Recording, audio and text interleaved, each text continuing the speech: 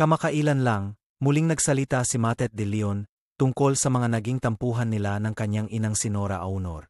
Inamin niyang hanggang ngayon, dala pa rin niya ang bigat ng pagsisisi. Hindi madali ang pinagdaanan nilang mag-ina. Maraming mga salitang nabitawan at mga desisyong ginawa na ngayon ay pinagsisisihan ng lubos ni Matet sa kanyang puso. Ayon kay Matet, ang mga alaalang iyon ay patuloy na bumabalik. Hindi raw niya maiwasang isipin ang mga bagay na sana ay ginawa o sinabi niya ng iba. Ang bigat daw sa pakiramdam na malaman mong nakasakit ka ng taong mahalaga sa iyo, lalo na kung ito ay ang sarili mong ina na nag-aruga sa iyo. Sinabi ni Matet na maraming pagkakataon ang nasayang dahil sa mga hindi pagkakaunawaan. Oras na hindi na maibabalik pa para makabawi o maitama ang mga mali.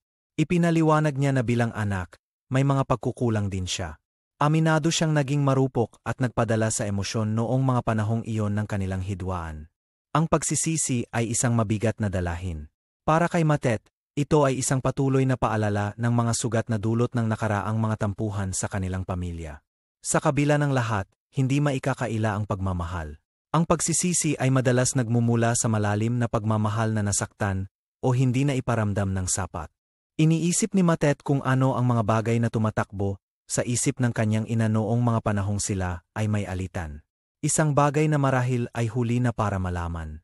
Mahirap kapag ang personal na problema ay nagiging pampubliko. Nadadagdagan ang bigat at hirap ng sitwasyon kapag maraming mata ang nakamasid sa bawat galaw. Ang bawat tampuhan ay nag-iwan ng aral. Para kay Matet, ito ay isang masakit ngunit mahalagang leksyon tungkol sa pamilya, pagpapatawad, at komunikasyon. Ang pagsasabi ng "I'm sorry" ay maaring mahirap, ngunit mas mahirap ang mabuhay ng may sana at paano kung nabumabagabag sa iyong kalooban. Hindi perpekto ang mga pamilya.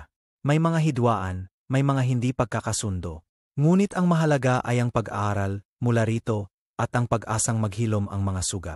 Maaring ang pagsisisi ni Matet ay isang paalala sa ating lahat tungkol sa kahalagahan ng pagpapahalaga sa ating mga mahal sa buhay habang sila ay nariyan pa. Ang oras ay mahalaga. Bawat sandaling lumilipas ay hindi na maibabalik. Isang katotohanang mas tumitimo kapag may pinagsisisihan tayong mga nakalipas na pangyayari. Ang pagiging full of regrets ay isang mabigat na pag-amin. Ipinapakita nito ang lalim ng epekto ng mga nakaraang hidwaan sa puso at isipan ni Matet. Sana raw ay mas naging mahinahon siya, mas naging mapag-unawa. Mga salitang madalas lumabas sa isip ng isang taong nagsisisi sa nagawang pagkakamali sa kapwa.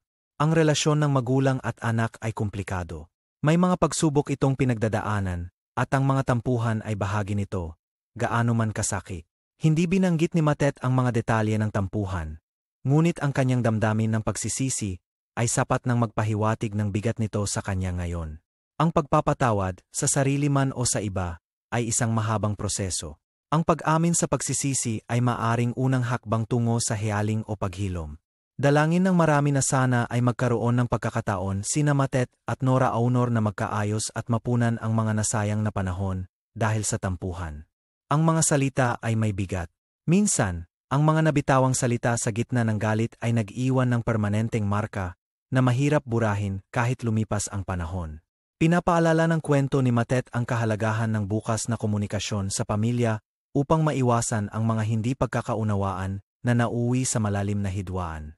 Ang pagsisisi ay maaring maging mapait, ngunit maaari rin itong maging daan tungo sa pagbabago at mas malalim na pag-unawa sa sarili at sa relasyon sa iba.